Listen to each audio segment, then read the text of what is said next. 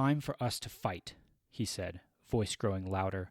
"And we do so not because we seek the glory of men, but because the other options are worse. We follow the codes not because they bring gain, but because we loathe the people we would otherwise become. We stand here on this battlefield alone because of who we are." "Death is the end of all men," Dalinar bellowed. "What is the measure of him once he is gone? The wealth he accumulated and left for his heirs to squabble over? The glory he obtained, only to be passed on to those who slew him? The lofty positions he held through happenstance? No, we fight here because we understand. The end is the same. It is the path that separates men. When we taste that end, we will do so with our heads held high, eyes to the sun. I am not ashamed of what I have become. Other men may debase themselves to destroy me. Let them have their glory, for I will retain mine."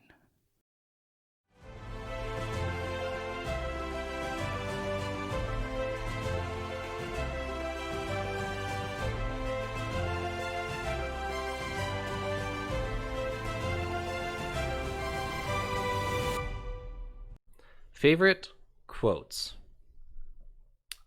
I have two, so I'll start us off. Mine is the first interaction Paul and Eliot had with the Way of Kings, even though they didn't really know, it was completely out of context. And mine is a quote from Noadon that Dalinar's speaking in the part, but the words are from Noadon, and I will read it. "I could have traveled quickly, but all men have the same ultimate destination. Whether we find our end in a hallowed sepulchre or a pauper's ditch, all save the heralds themselves must dine with the night watcher. And so, does the destination matter, or is it the path we take? I declare that no accomplishment has substance nearly as great as the road used to achieve it. We are not creatures of destinations. It is the journey that shapes us. Our calloused feet, our backs strong from carrying the weight of our travels, our eyes open with the fresh delight of experiences lived." I used that quote as kind of our podcast trailer. I don't know if you guys remember that, but it was my voice overlaid on our beautiful artwork that Joe Stiller did for us. And whenever that whole video came to me very organically, I was thinking, okay, what's a cool quote to put at the beginning of a long journey, and that was the quote for me. I really love the theme of the journey before destination, as we have explored. I almost picked that quote because it was so good. What's so fantastic about that quote is when I first heard that, like, that's one of the first things, my first exposures to any of this book at all. Like you were saying, I heard that trailer that you put together, no context at all. And even then it was impactful. It was a cool quote that I enjoyed reading. Now that I've been on that journey and I know so much more about those elements of that, it means so much more than it even did before. And so it went from awesome to awesomer even. Yeah. Very cool. My second one is from Kaladin, and then it's Kaladin's, I almost said epitome epitome quote, I will say. It's 913 in my book. It's Kaladin debating whether or not to go back for Dalinar with his bridge crew. "I've been here before," Kaladin bellowed, turning back towards the blue banner. "What happened last time? I've learned. I won't be a fool again." It seemed to crush him. Sadeas's betrayal, his exhaustion, the deaths of so many. He was there again for a moment, kneeling in Amaram's mobile headquarters, watching the last of his friends being slaughtered, too weak and too hurt to save them. He raised a trembling hand to his head, feeling the brand there, wet with sweat. "I owe you nothing, Kholin." And his father's voice seemed to whisper a reply. "Somebody has to start, son. Somebody has to step forward and do what is right, because it is right. If nobody starts, then others cannot follow. The light eyes don't care about life, Laryn had said. So I must. So we must. So you must. Life before death. I've failed so often. I've been knocked to the ground and trod upon. Strength before weakness. This would be death I lead my friends to. Journey before destination. Death and what is right. We have to go back, Kaladin said. The best part about that quote is the context. And the entire book is the context, honestly. But as you've walked this path with Kaladin, you know exactly what's going through his head here. You know why he's frustrated with himself, because he shouldn't be making this decision, but he's going to, because he knows it's the right thing to do, and he's angry that he has to. And by the end of that journey that he just went through, at the beginning of that dialogue to the end of that dialogue, it's so organic. You know why it's happening. All right. So I also had two quotes that I wanted to share that I just thought were really important moments, or really just impactful moments that get you thinking in this book. And one of them is really long and one of them is really short. So we'll start with the long one. And of course it's a Dalinar moment.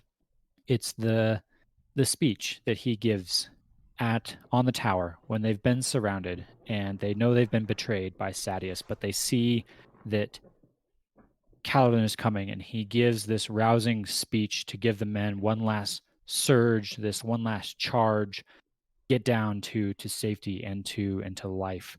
And it's not just a quote about charging. It's not just empowering his men. It's also such a good summary of Dalinar's own journey. So I'll read it. Bear with me. It's a little bit lengthy, but it's so good. I had to read it.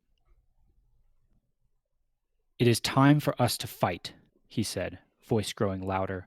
And we do so not because we seek the glory of men, but because the other options are worse.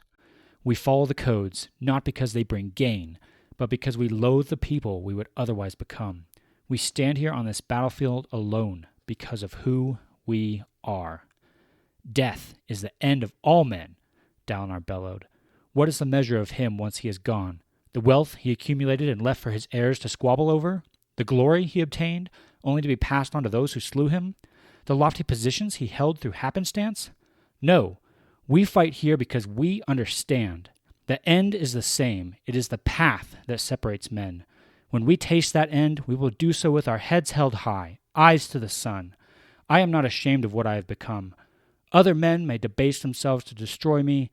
Let them have their glory, for I will retain mine. I get chills just reading it. It's a great quote. One of my favorite parts about that quote is what Adolin and Dalinar have just gone through together for Dalinar to arrive at that point. And Dalinar has been beating himself up about the circumstances that they're in. If only I had been more careful. If only I had not done this with Sadeas, I wouldn't be in this circumstance. Adolin's like, no, father, don't regret this. This isn't your fault. And Dalinar's like, you know what? You're right. Sadeas is a scumbag, and I'm not at fault here. Exactly. So my second one is much, much shorter. One sentence, really. It goes back to the Wandersail chapter with Hoid and Kaladin out on the Shattered Plains. And there's lots of fun snippets you can pull out. I feel like Hoid or Wit is very quotable. There's lots of little good snippets you can pull out of his dialogue. Hoid's a one-liner. He has a lot of one-liners. Totally is. And this is one of those. But it's one that really got me thinking about this book as a whole, and even just books as a whole, genre of fantasy fiction. So I'll read this one. The purpose of a storyteller is not to tell you how to think, but to give you questions to think upon. Too often we forget that. I thought that was such a good little summary of a storyteller, of what a storyteller is to do. And there's a lot of powerful message, if you will, in this book. There's a lot that the characters are learning, that you can learn as a reader as well. But Hoyt is saying here, and I think Sanderson does a fantastic job of it, he's not telling you what you have to think about these characters. What he is doing is bringing up so many questions that get you thinking not only about these characters in the book, but thinking about yourself. You start to read about characters like Dalinar and Kaladin who are sacrificing themselves for those around them. And I'm just left asking myself, do I sacrifice myself for those around me? Am I hiding deep, dark secrets like Shallan is? I mean, there's so many different, sections of the book that get you really, really thinking. And I think Sanderson does a fantastic job of doing what Hoyt is talking about, of making you think about those questions. I'm kind of surprised at myself that one of my favorite quotes isn't from the Wandersail chapter, because the Wandersail chapter is so dear to my heart. But yes, that is a very, very good one. And you're right that what's the purpose of a storyteller is not to have us ask questions. For sure. Especially the first quote that you had there, Elliot, that was like one of my very top ones. Like just hearing that and seeing that was like one of my favorite moments throughout the book there. Is it properly epic in the audiobook? Yes. Yes. It is. It is very good. Yeah. I need to go and listen to just that section of the audiobook. It's really good, especially because in that part of the book, it's very on edge with the fight there and stuff, and just seeing Dalinar's like staunch, stand for survival, it was really epic. It was really, really good. Yeah. So kind of in the similar vein, before we move on there, I've heard really good things about the graphic audio novel, graphic audio or whatever it's called. It's kind of like a radio theater thing. And I've heard really good things about the Stormlight Archive one. I've never listened to it myself, but it's like abridged because it's just, dialogue back and forth. It's not like you're listening to the book. You're listening to the play basically. And I've heard really good things about it. So maybe that's the epic audio that you should go listen to for that. Your quotes were some of my very top ones. And if you did not choose the I will retain mine quote from Dalinar about his honor, then I probably would have as well. That was definitely one of my top ones. So I'm going to take us back a ways. I only have one quote for us, but we're backtracking a little bit to part 2, all the way back in my version to page 241. And it's really just a passage from The Way of Kings that Dalinar is reading or knows of. And it's kind of a testament to his ideals and what he's ultimately trying to accomplish, or what's affecting his train of thought, which I loved. I thought it was really good. So I'm going to read it. It's kind of long. It says, I once saw a spindly man carrying a stone larger than his head upon his back. The passage went. He stumbled beneath the weight, shirtless under the sun, wearing only a loincloth. He tottered down a busy thoroughfare. People made way for him, not because they sympathized with him, but because they feared the momentum of his steps. You dare not impede one such as this. The monarch is like this, stumbling along, the weight of a kingdom on his shoulders. Many give way before him, but so few are willing to step in and help carry the stone. They do not wish to attach themselves to the work, lest they condemn themselves to a life full of extra burdens. I left my carriage that day and took up the stone, lifting it for the man. I believe my guards were embarrassed. One can ignore a poor shirtless wretch doing such labor, but none ignore a king sharing the load. Perhaps we should switch places more often. If a king is seen to assume the burden of the poorest of men, perhaps there will be those who will help him with his own load, so invisible, yet so daunting. I felt like this was a really good quote to kind of embody Dalinar's perception of the world. We see him kind of act this out whenever he takes the big hammer into that trench and does a lot of work for the men there and things like that. So I felt like it was one of my favorite moments. And also I think it was one of the first big ideal quotes we get in the book. This is like chapter 14. Maybe it's pretty early on. It's not chapter 14, but it's very early on in one of the very first moments we get with Dalinar. So it always stuck out to me. Chapter 15, by the way.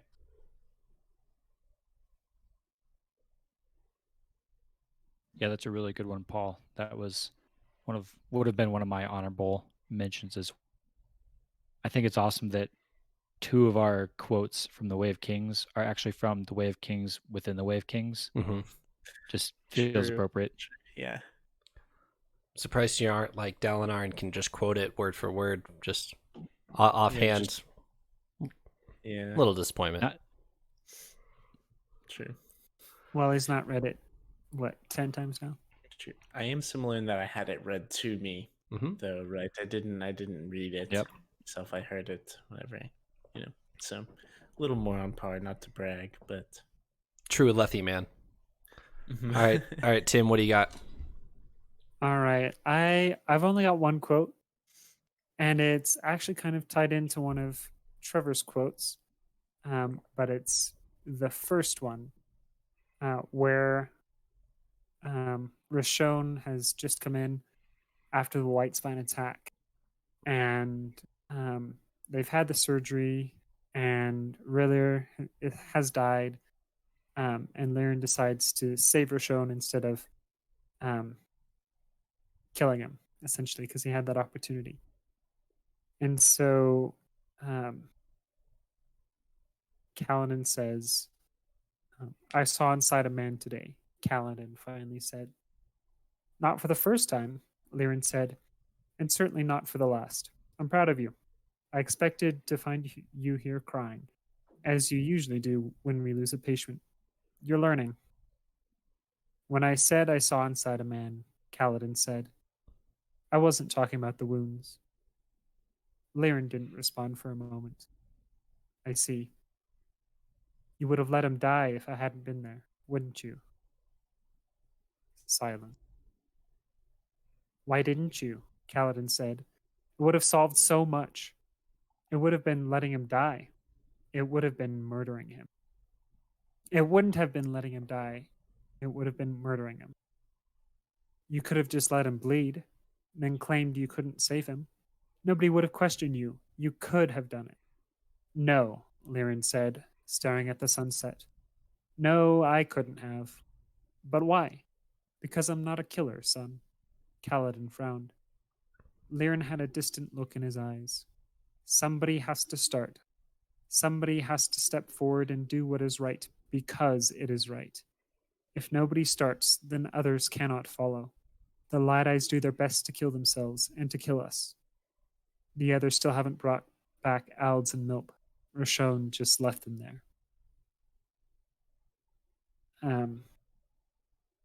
Yeah, this one is just very impactful for me, and just a reminder of that important theme that shows up constantly throughout this book, that somebody has to start to do what is right because it is right. Yeah, I really enjoy that quote because later on in that chapter, Kaladin thinks to himself, I could have let him die. I'm what was he, 12 at the time? I'm not as good as my father. I could and would have let him die. And I've just learned something about my father. I've learned something that I need to live up to. That's actually a perfect bridge into my theme for the entire book, if we're ready to move on to that, Trevor. Yeah, go for it. Take too long for this. I tend to monologue for too long when you guys let me talk about themes and whatnot. But I picked a theme for each of the different parts, 1 through 5, and I felt that I had to pick a theme for the entire book. What was one concept I felt was kind of shown throughout the entire book? And this was harder than I thought it was going to be. This was not straightforward. And you thought it was going to be easy? I thought it might have been. I mean, there's so many powerful. I got lots to choose from, but having to pick one is really challenging. And actually, I think it's most challenging because of Shallan. The Dalinar and Kaladin stories, Trevor, you talked about this a little bit earlier, parallel themselves really well. You could easily pick honor, or you could easily pick leadership as themes for their storyline and the mirror that they have in their plots. But Shallan's kind of a wild card in that. You can't really maybe directly apply those concepts to Shallan as much. So trying to find something that applied to all of them, I had to think for a little while. But where I ended up was, I think if I had to pick one concept or the Way of Kings as a whole, I settled on moral integrity. And this is what you're talking about in your quote here, Tim, of doing thing.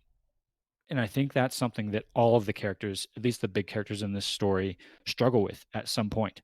It's, can you do the right thing? No other reason than it's the right thing.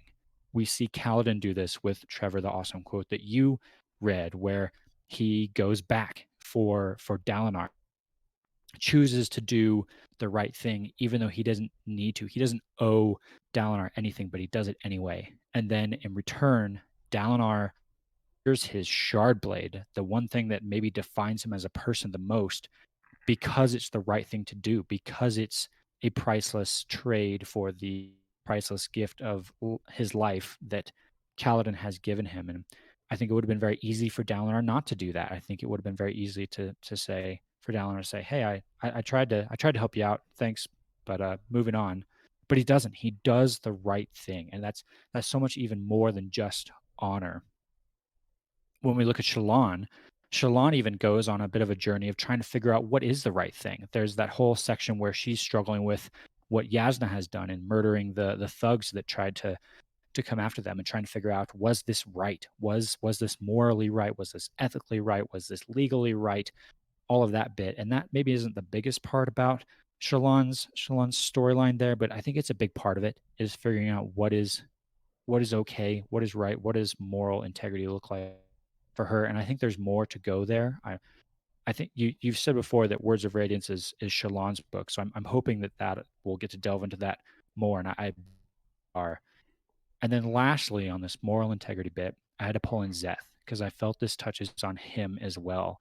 I think that Szeth feels like he's doing the right thing in upholding his oath. He has this oath stone where he believes very strongly that he has to do whatever he's commanded to do. And we don't read the backstory about that oath stone or why he believes that so strongly, but he does. And so that really is his touchstone, if you will, for more.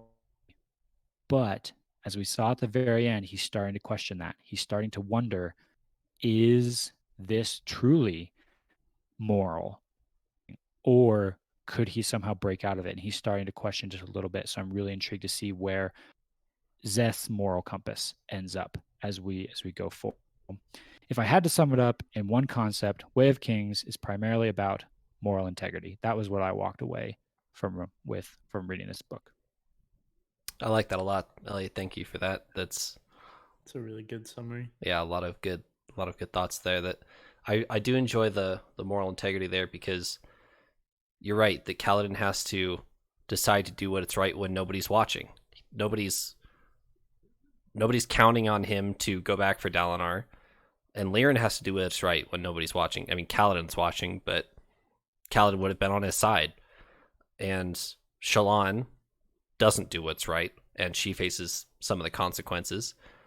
And Szeth is all sorts of all over the place, and we have no idea where he's going right now. But yeah, and then Dalinar doesn't regret doing what's right in the end. He does what's right and begins to regret it, and his son is like, "No, Dad, you've showed me that this is right, and I'm gonna live like you now, even if we die right here." Yeah, it was really good. Powerful. Alrighty. So this segment mainly focused at you, Paul, and Eliot, because Tim, you can cheat because you've read the book. So The Way of Kings is done. We'll talk a little bit about what we would anticipate going forward in for The Way of Kings, but Moving on to Words of Radiance. I want any big unanswered questions on the Way of Kings and any big predictions on Words of Radiance. Okay, I'm gonna kick us off. So first, I'm gonna go with unanswered questions, and then maybe how they may get answered in the next book. Or Okay. I don't think my big question will get answered in Words of Radiance. In all honesty, so my biggest outlying question. Well, I have two. One is Zeth's Oathstone, Okay. because, like we said with moral integrity, I think that's a great summary. I don't think he morally knows what is right, but there's something holding him to this Oathstone which we don't understand. I want to know what that is. That's my biggest question. Second is I want to know more about Honor Spren. I want to know if each of these people who can surge bind or things like that, if they have their own, or if there's different kinds of Honor Spren. I'm very, very curious about that. I want to see what's going on there. I don't know if Honor Spren is just specific to Kaladin and him maybe being a Windrunner. I don't know. That's my biggest question. Okay. Eliot. I too share those same questions. I have a couple other really big questions that are really eating at me right now that I want to know the answers to as soon as possible. I think the biggest one right now is the Parshmen and the Voidbringers, and the big drop we got at the end of Yasna claiming that the Parshmen are the Voidbringers, and instead of defeating the Voidbringers, instead mankind has enslaved them and turned them into these all obedient servants. And if they were to turn on us, how disastrous that would be.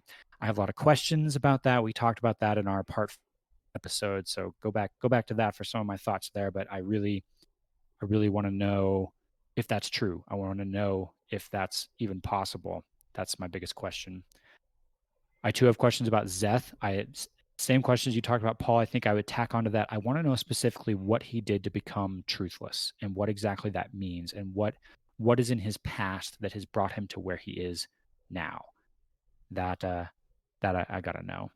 And then my last big question is all about the dark sphere, that little thing that we keep going back to, that I honestly thought that was going to get that we were going to come back to that in this story. That was such an obvious hint in the very beginning in the prologue that was so big that I thought there was no way we weren't going to get an answer to that.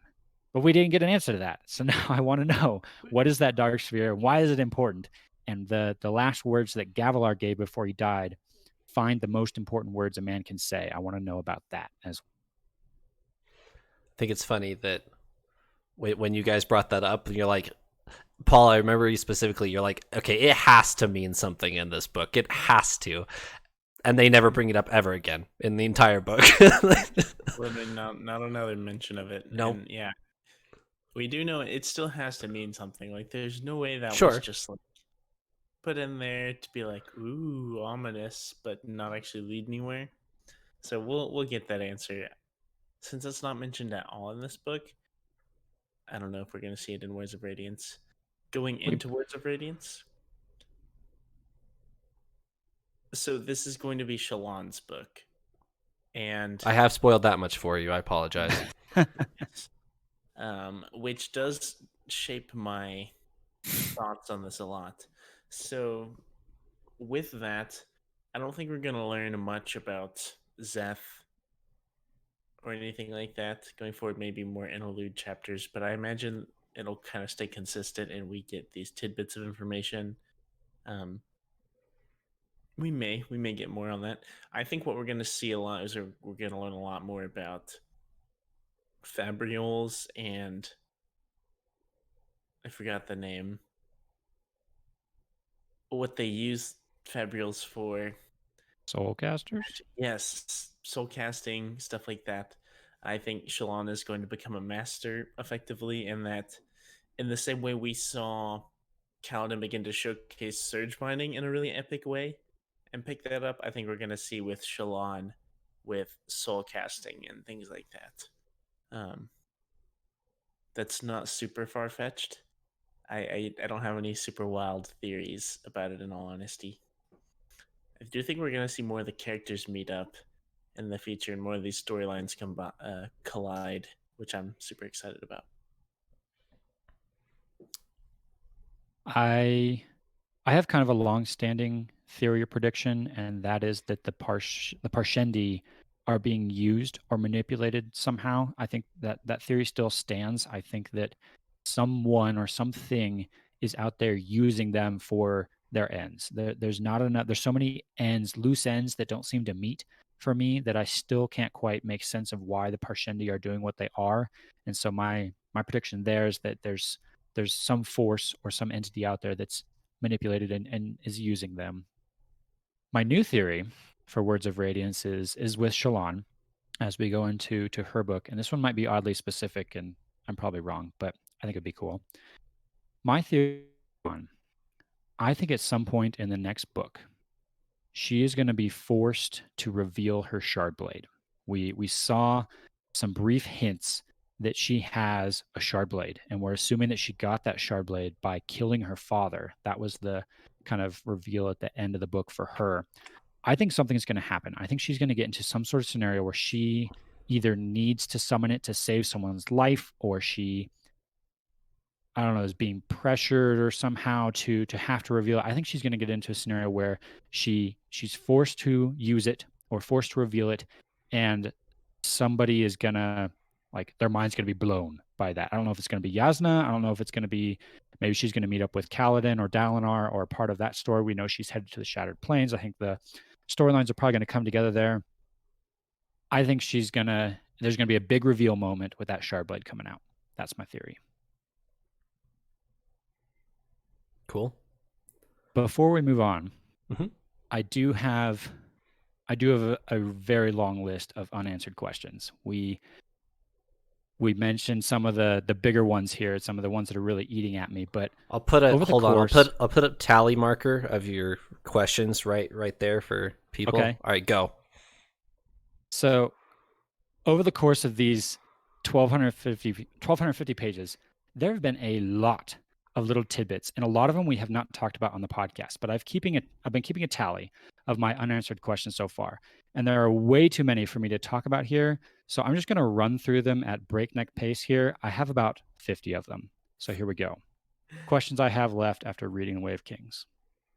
Dawn Singers, Taravangian, Ghostbloods, Shalon's family, Symbol Heads, Old Magic, Everstorm, Odium, Adonalsium, The Origin, Parshendi no Dalinar, Fabrials, The Sunmaker, Dalinar's Wife, Midnight Essence, The Stormfather, The Scouring of Aemia, Tef's Past, Moash's Past, Old Bloods, Risen, Aemians, Curse of Kind, Essences, The Ten Fools, The Envisagers, Urithiru, Noadon, World Singers, Ed Eyes, White Eyes, Amaram, The Mistress, The Prime Catasix, Dawn Cities, Hoyd, Ideals, Long Shadow, Dawn Chant, Terra, Soul's March, Bright Caller, Life Brother, Dawn Shards. That's it, folks. That is everything I have questions about from the Way of Kings. Oh, okay. That's it. All right. I think it was only 45. For sure. I think it's funny that you just had Hoyd as a question. Like just Hoyd. Hoyd? Just a question. Hoyd? Like what's Hoyd? Like, and then there's a couple other ones just like Parshendi no Dalinar question mark? Like it's just I couldn't fit that one into one word.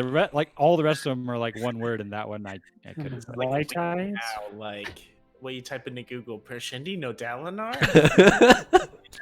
It's one of those YouTube videos where it's just people like misspelling things. Yep. How? Yeah, like answers. Yeah.